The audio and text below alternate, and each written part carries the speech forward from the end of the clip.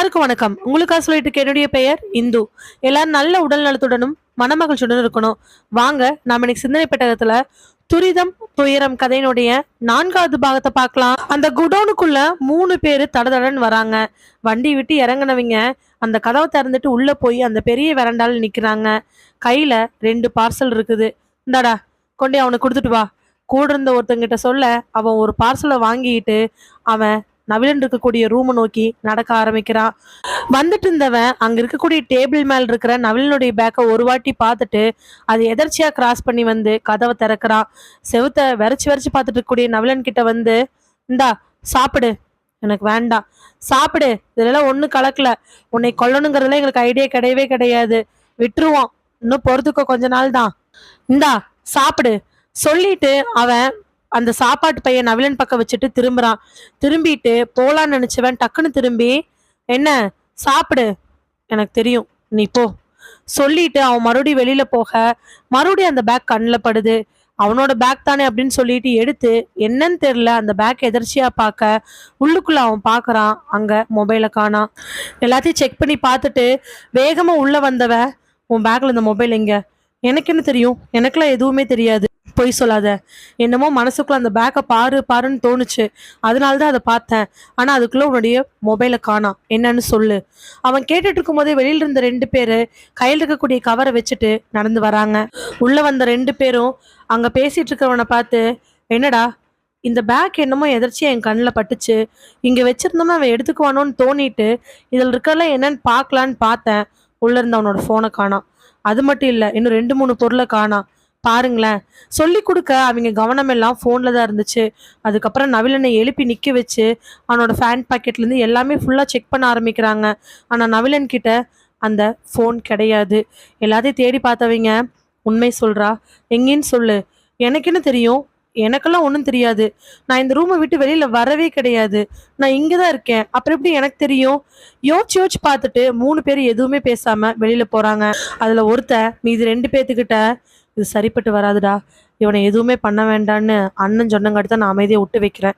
இல்லைன்னா நம்ம பெரிய பிரச்சனையில் மாட்டிக்குவோம். நான் சொல்கிறத பண்ணிடலாம். நாம் குடோனுக்கு ஏற்றிட்டு போகிற வண்டியில் இவனை ஏற்றிட்டு போய் குடோனில் இருக்கக்கூடிய அந்த குப்பை எரிக்கிற இடத்துல வச்சு எரிச்சிடலாம். அதுக்கு இன்னொருத்தன், டேய் நம்ம இந்த மாதிரி விஷயம்லாம் பண்ணதே இல்லையே, நம்ம விஷயம் தெரிஞ்சிருச்சுங்கிறக்காக தான் அவனை அடைச்சி வச்சிருக்கிறோம். ஆனால் கொள்ளைன்னு போனோம்னா வேணாண்டா. ஏய், இப்போ இவன் மட்டும் வெளியில் போனால் தேவையில்லாத பிரச்சனை வந்துடும். ஃபோன் எங்கேன்னு தெரில, அதை ஒருவேளை அவன் எடுத்துட்டான்னா கண்டிப்பாக போலீஸ்க்கு இன்ஃபார்ம் போயிடும். நாம் இவனை விட்டுவே கூடாது. சாயங்காலம் ஒரு 4 மணிக்காட்ட குடோனுக்கு போகிற வண்டி வரும். இங்கேருந்து சரக்கு ஏற்றிட்டு அங்கே போங்க. அப்போ இவனே சேர்த்து கூட்டிகிட்டு போங்க. அப்படி கூட்டிகிட்டு போகும் பொழுது பார்த்து பத்திரமா அவனை மயக்க நிலையில் கூட்டிகிட்டு போங்க. எங்கேயாவது முழிச்சிருந்தானே எங்கேயாவது எகிரி குதிச்சு ஓடி போயிடுவான். அதுவும் நமக்கு பிரச்சனையாக போயிடும். அங்கே போய் இறங்கினோனையுமே எப்போவுமே இந்த தேவையில்லாத குப்பையை எரிக்கும்ல, அந்த இடத்துக்கு கூட்டிகிட்டு போய் கட்டி வச்சு எரிச்சிருங்க. அதுக்கு மீதி 2 பேருமே ஓகே அப்படின்னு தலையாட்ட அங்கிருந்து போயிடுறாங்க. இவங்க இந்த மாதிரி டிஸ்கஷன் பண்ணும் பொழுது மணி என்னமோ காலைல 11 மணி தான். சாயங்காலம் 4 மணிக்கு நவிலன் இப்படி பண்ண போறாங்கிற விஷயம் 3 பேத்துக்கும் தெளிவாக இருந்துச்சு. இன்ஸ்பெக்டர் மதிக்கு பக்கத்தில் இருக்கக்கூடிய பிரபு தன் கையில் இருக்கக்கூடிய பாட்டிலை கொடுத்து, மேடம் இதுதான் அந்த கம்பெனியோடைய ஒரிஜினல் ப்ராடக்ட். அவங்கள போய் செக் பண்ணி கேட்டதுக்கு லைசன்ஸ்லாம் பக்காவாக வச்சுருக்காங்க. ஆனால் டூப்ளிகேட் எப்படி மிஸ் ஆச்சுன்னு தெரியவே இல்லை. அதே மாதிரி தான் இந்த மாத்திரையும். நம்ம சாம்பிளுக்கு அனுப்பின எல்லா மாத்திரையினுடைய ஒரிஜினல்ஸும் இங்கே கரெக்டாக லைசன்ஸோட நல்லா ப்ராப்பராக மெயின்டைன் பண்ணிட்டு இருக்காங்க. ஆனால் இது எல்லாமே டூப்ளிகேட் மிக்ஸ் ஆகிருக்குது. டாக்டர் சுந்தரராஜு, மேடம் ரிப்போர்ட் பிரகாரம் பார்க்கும் பொழுது ராகவன், அவங்க அம்மா சுகுணா அண்டு நித்யா அவங்க எல்லாமே சாப்பிட்டது போலியான மருந்து, சத்து மருந்துன்னு கொடுத்துமே அவங்கள ஏதோ ஒரு ஆசையை தூண்டியுமே கொடுத்துருக்குறாங்க.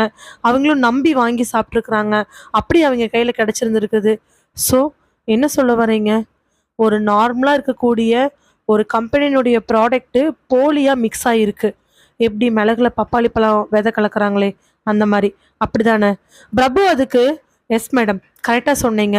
ஒரிஜினல் கூட கொஞ்சோண்டு டூப்ளிகேட்டை கலக்கும் பொழுது அது தெரியாது. எப்படி 10-500 நோட்டில் 2 கலர் நோட்டாக இருந்துச்சு அப்படின்னா யாருக்கும் தெரியாதோ அந்த மாதிரி. பட் நாம் கொண்டு போய் கொடுக்கும் பொழுது அந்த கடைக்காரரு இது எங்களுது இல்லவே இல்லைன்னு அடிச்சு சொல்லி ஒரிஜினல் பாட்டில் எடுத்து கையில் கொடுத்தாரு. அதுக்கு ரீசன் தெரியும் பிரபு.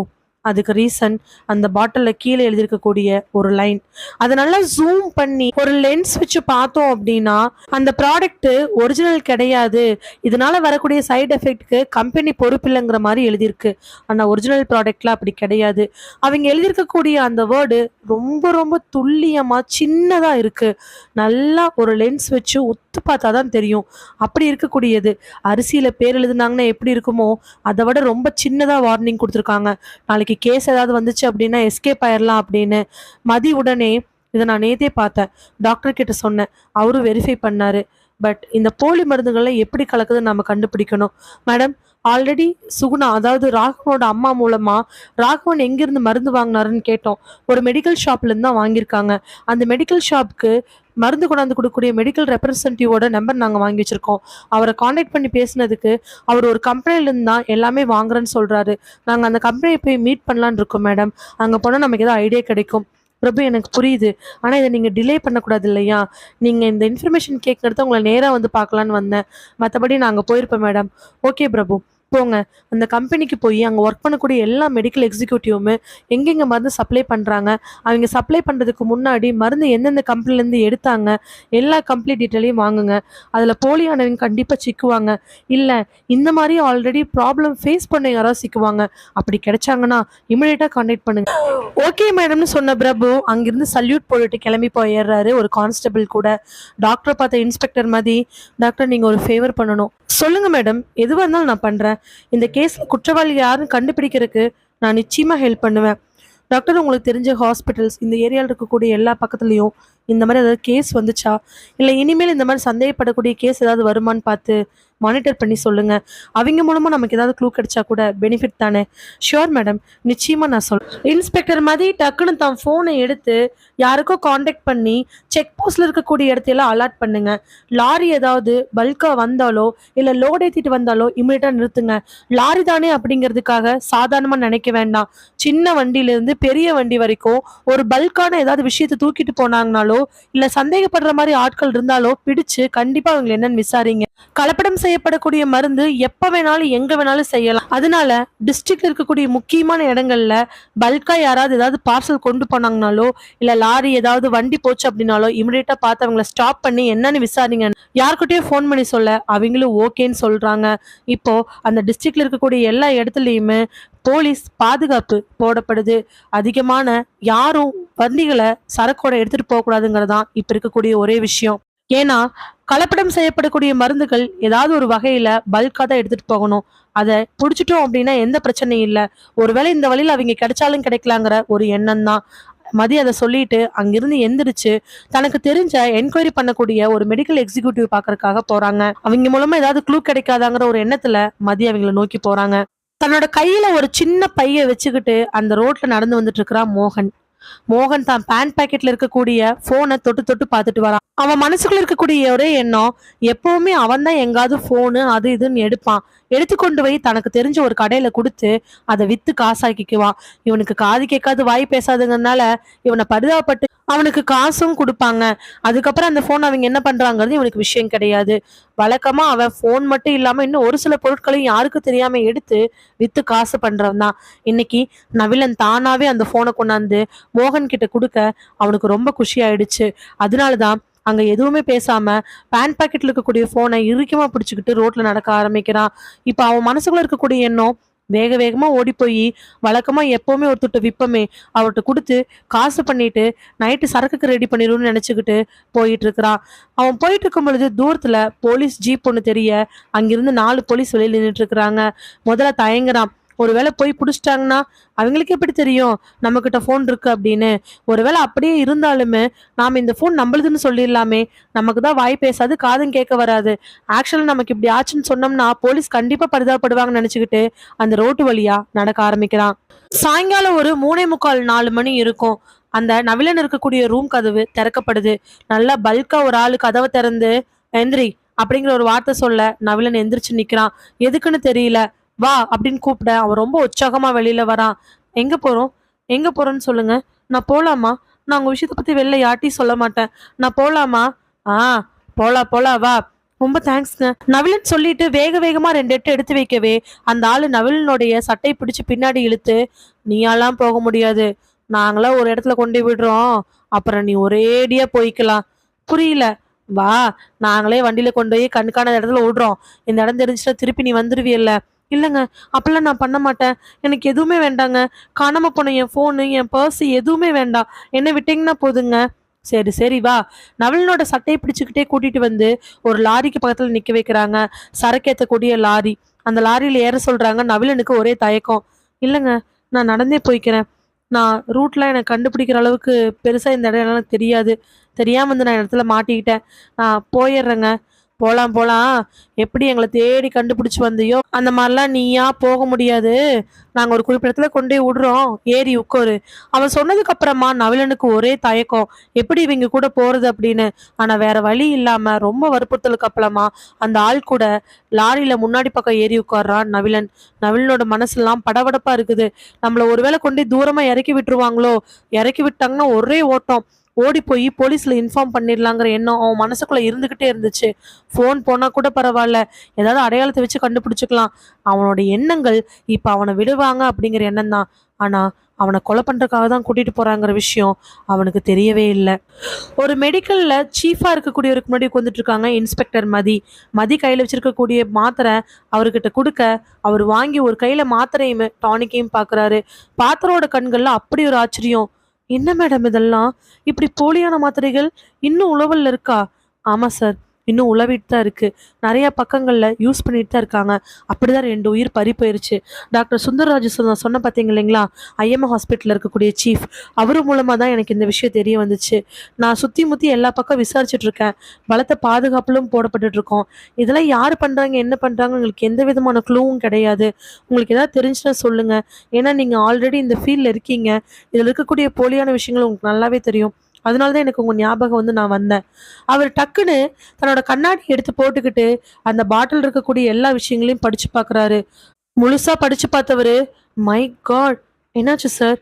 இதெல்லாம் ரொம்ப ரொம்ப ஹார்ம்ஃபுல்லான விஷயம். மதி, இந்த காலத்துல மக்கள் அவசரத்தை நோக்கி ஓடுறாங்க. அதை தெரிஞ்சுக்கிட்ட எவனோ ஒருத்தன் மக்களுக்கு தேவையான விஷயத்த துரிதப்படுத்துறதுக்காக நம்ம உடம்புக்கு ஒத்தே வராத விஷயத்த கொடுக்குறான். நம்ம உடம்புல கார்பன் டை ஆக்சைடு உள்ள போகும் பொழுது மரணங்கிறது எந்த அளவுக்கு நிச்சயமோ அந்த மாதிரி இதுல இருக்கக்கூடிய இது எல்லாமே ஸ்லோ பாய்சன். ஈவன் சில்ட்ரன்ஸ் கூட யூஸ் பண்ணலான்னு சொல்லி போட்டிருக்காங்க. இதெல்லாம் ரொம்ப ரொம்ப ஹார்ம்ஃபுல். இதை நம்ம நிறுத்தி ஆகணும். சார், இதுக்கு உங்களால முடிஞ்ச ஸ்டெப்ஸ் என்ன சார் எடுக்க முடியும்? மதியம் அப்படி கேட்ட உடனே டக்குன்னு யோசிச்சவரு தான் மொபைல் எடுத்து ஒரு நம்பருக்கு டயல் பண்ணி காதுல வைக்கிறாரு. அதுக்கப்புறம் அவர் பேசின விஷயங்கள் வச்சு மதிக்கு ஒரு நம்பிக்கை. இவரு மூலமா யாரோ ஒருத்தர் கண்டிப்பா மதிக்கு இந்த கேஸ்ல ஹெல்ப் பண்ணதான் போறாங்க. இந்த கேஸை மதி க்ளோஸ் பண்ணதான் போறான்னு நம்பிக்கை வர அளவுக்கு அவரு அந்த வார்த்தைகளை தெரிவிச்சாரு. மதி நம்பிக்கையோட அங்க உட்காந்துருக்குறாங்க. மெல்ல மெல்ல நடந்து போனவன் அவன் பாட்டுக்கு போயிட்டு இருக்கான். இருந்தாலும் மனசெல்லாம் பதட்டமா இருக்குது. அவன் தான் பாக்கெட்டை இறுக்கி பிடிச்சிட்டு இருக்க போலீஸ் பக்கத்துல போன உடனே அந்த பாக்கெட்டை விட்டுட்டு நடந்து போறான். அவனை பார்த்த உடனே கான்ஸ்டபிள் ஒருத்தர், எப்பா இங்க வா. அவன் பாட்டுக்கு நடந்து போயிட்டு இருக்கிறான். அவனுக்கு காதும் கேட்காது, வாயும் பேச வராதே. மறுபடியும் அவர் கூப்பிட அவன் பாட்டுக்கு போயிட்டு இருக்க கான்ஸ்டபிளுக்கு கோவம் வந்து வேகமா போய் அவனோட தோள்பட்டை பிடிச்சு இழுக்கிறாங்க. திரும்பினவன் என்ன அப்படின்னு ஆக்ஷன்ல காட்டுறான். கான்ஸ்டபிள் உடனே கையை ஓங்கி அறைய வர அவ கையெடுத்து கும்பிட்டு காதும் வாயும் பேச வராதுன்னு சொல்றான். உடனே அவரு, அப்படியா, பேச வராதா? வராதுன்னு சொல்ல ப்ரூஃப் வச்சிருக்கியான்னு கேட்க அவனுக்கு ஒண்ணுமே புரியல.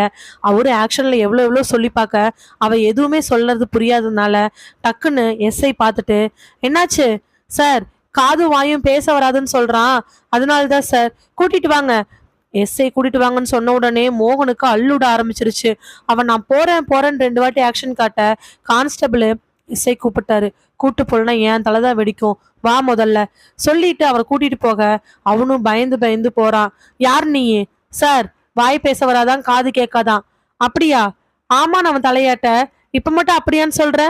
உதட அசைது வச்சு நான் சொல்றேன் அப்படின்னு அவன் சைகை காட்ட, சரி ப்ரூஃப் இருக்கா? அவனும் தன்னோட பேக்கெட் எல்லா பக்கத்துலயும் தேடி தேடி பார்த்து சின்னதா ஒரு லேமினேட் பண்ணி பிஞ்சு ஒன்று ஒரு இதை எடுத்து காட்டுறான். அதுல அவனோட பேரு, அவனுக்கு காது கேட்காது, வாய் பேச முடியாதுங்கிற மாதிரி டீட்டெயில்ஸ் எல்லாம் கொடுத்துருக்குறாங்க. அதை பார்த்துட்டு எஸ்ஐ, ஆமா எல்லா டீட்டெயில்ஸா இருக்குது, அவனை தாட்டி விட்டுருங்க, வேற ஸ்டேட்டாட் இருக்கு, நாம ஏதாவது கேட்டு அது பிரச்சனை ஆயிட போகுது சொல்லிட்டு பாக்கெட்டுக்குள்ள அதை வச்சுட்டு அவன் திரும்புறான். திரும்பி ஒரு செகண்ட் கூட இல்லை, எஸ்ஐ மறுபடியுமே நில்லு அப்படின்னு சொல்ல அவன் அதை கேட்காம ஒரு எட்டு வைக்கிறான்.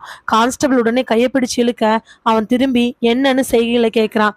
பாக்கெட்ல என்ன இருக்குன்னு அவர் சைகையில கேட்க ஒண்ணுமே இல்லைன்னு சொல்றான். சந்தேகப்பட்டவர் நீ என்ன வேலை அப்படின்னு ஆக்ஷன்ல கேட்கிறாரு. அவன் கூட்டுறது, துடைக்கிறது, பாத்ரூம் கழுவுதுன்னு ஆக்ஷன் காட்ட அவருக்கு சந்தேகம் வருது. பேண்ட் பாக்கெட்ல ஒரு பெரிய ஃபோன், அவனால கண்டிப்பா வாங்க முடியாது அப்படின்னு தெரிஞ்சுக்கிட்டு கான்ஸ்டபிள் கிட்ட சிக்னல் காட்ட கான்ஸ்டபிள் அந்த பேண்ட் பாக்கெட்டை தொட்டு பார்க்குறாரு. அதுல பெரிய ஃபோன் இருக்கு. ஃபோனை எடுன்னு சொல்ல அவன் முதல்ல தயங்குறான். எடுன்னு மிரட்டவே ஃபோனை தயங்கி தயங்கி எடுத்து எஸ்ஐ கிட்ட கொடுக்குறான். யார் ஃபோன் இதுன்னு அவர் ஆக்ஷன் காட்ட என்னதான் சொல்றான். அவரு அந்த ஸ்க்ரீனை ஆன் பண்ண அதுல முன்னாடி நவிலனுடைய போட்டோ வருது. இதை பார்த்தவரு இது யாரு அப்படின்னு கேட்க அதுக்கு பதில் தெரியாம நின்றுட்டு இருக்கிறான் மோகன். அந்த வண்டி ஒரு சின்ன பாதைக்குள்ள போயிட்டு இருக்குது. ஆட்கள் நடமாட்டம் சுத்தமே இல்லாத இடம். அந்த இடத்துல போயிட்டு இருக்கும் பொழுது நவிலனுக்கு பெரிய கேள்விக்குறி வருது. ஆனா இது வெளியில போற இடமே இல்லையே, வேற எங்கேயும் உள்ள போயிட்டு இருக்குதே. ஆமா ஆமா, உள்ளதான் போயிட்டு இருக்குது, உட்காரு, எங்க போறோன்னு தெரிஞ்சுக்கிட்டா நல்லா வசதியா இருக்கும். அவனோட கேள்விக்கு எந்த பதிலுமே இல்லை. அந்த வண்டி போய் ஒரு இடத்துல நிக்குது.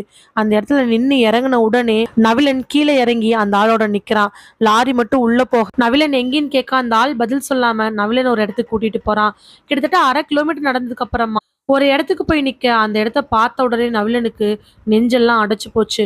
எங்க பார்த்தாலும் கருகி கிடக்கக்கூடிய பொருட்கள், பிளாஸ்டிக், ஊசி, மருந்து டப்பா அப்படின்னு எக்கச்சக்கமா இருக்குது. மூச்செல்லாம் அவனுக்கு திணறவே ஆரம்பிக்குது. என்ன இது, எனக்கு ஒண்ணுமே புரியலையே. ஆ இதெல்லாம் எக்ஸ்பைரி ஆன மருந்து.